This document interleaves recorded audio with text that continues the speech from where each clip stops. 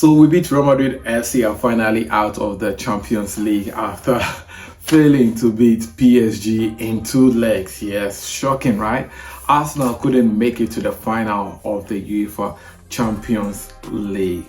What a catastrophe after beating defending champions Real Madrid. It appears like Arsenal's main motive for this year's UEFA Champions League was to just beat Real Madrid. And after beating Real Madrid, they didn't have any clue at all what to do in their next game, because playing against PSG, well, even Manchester United can beat PSG back to back. But what happened to Arsenal? Well, we're going to learn what went wrong for Arsenal in their game against PSG in the second leg, despite having party on the pitch, right here on Sports Update Ghana. Please do subscribe, like, share, and don't forget to leave a comment. So let's get right into it. And PSG have made it to the final of the UEFA Champions League, where they will meet up against Inter.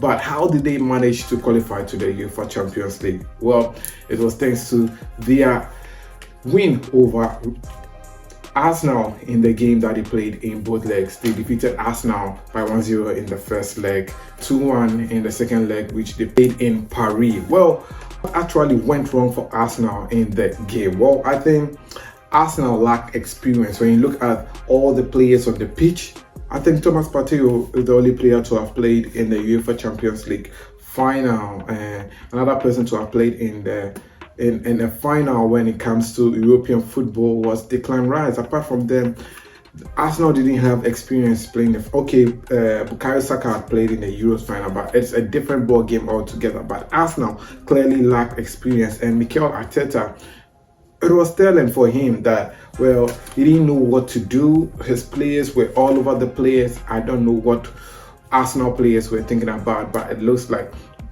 the team was disjointed up front and also in defense, and I think that was really telling. The second thing that I also observed was that Arsenal players were all over the pitch. They were all over the pitch, the final third, and in fact, defending was all over. I think one player, Lewis Kelly, did very well with defense and how he was tracking back and all of that, but Arsenal clearly was disjointed. When they get into the final third, they didn't know what to do. Martinelli didn't bring his A game on. Saka was there. Mikel Merino was in the match. I barely saw his influence in the match, and Arsenal, I must say, they were a pale shadow of themselves. In fact, their captain, the only time I saw Odegaard in the match was his shot in the first half. Apart from that, Odegaard barely contributed anything to this game. So you could tell that Arsenal clearly didn't have a game plan coming into the second leg against PSG. It was all about showbiz on social media with beats and sound and videos.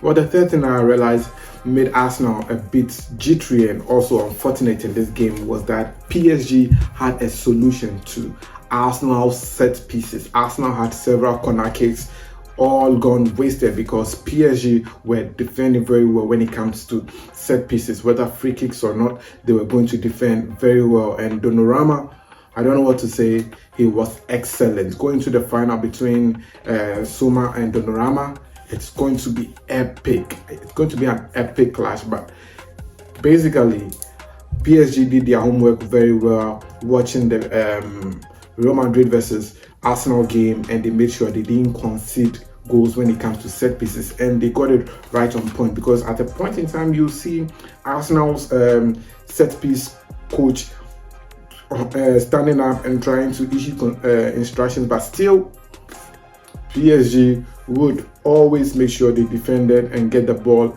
out of their dangerous zone to ensure that Arsenal do not even get the least chance to score from a set piece. Now, another thing that I observed from this game that made it difficult for Arsenal to win this game was that Arsenal went off after 20 minutes of action. Usually, before this game, people say PSG had a particular playing style or format that the first 20 minutes they are alive in the game, and the rest of the 70 minutes played, PSG gets lost. But in this particular second leg, it was rather the opposite. It was Arsenal that rather came alive in the first 20 minutes. They were pushing all men up front, shooting and all that. After 20 minutes, Arsenal was dead. There wasn't any clue what Arsenal players were doing on the pitch. Thomas Partey was trying his best, Rice trying his best, but Arsenal players were gone. And after they got one of the consolation goal, everyone thought Arsenal was going to get back in the game, but well, it was quite unfortunate that Bukayo Saka missed that clear opportunity to score a complete empty net, and Bukayo Saka couldn't score. I don't know what was wrong, whether it was his boot or not, but it was very difficult for Arsenal. Well, another thing that made it difficult for Arsenal to win this game was Dunorama. Clearly, Dunorama was top-notch. He showed the difference between a world-class goalkeeper, Riyad versus Dunorama. It was clear, the difference was clearly telling. Dunorama was on top of his game. Some of the goals that Riyad conceded, well, you would tell that if it was Dunorama, he would have saved that ball, he would have tried his best, but clearly tells you that experience was at play, and Dunorama showed why he is a world-class goalkeeper to have won the Euros with Italy. Well, the last thing that I think went very bad with PSG in this game for me was their attack. Those three players up front, they are doing PSG a disservice, and going to the final against Inter Milan, if PSG doesn't do anything about the attack, it's going to really worry them. The attacking trio, it was difficult for them to put up something, and it was clearly telling why they couldn't even score a goal. Kvaratskhelia, the two players, Bakola and Dui, I don't know what they were doing up front.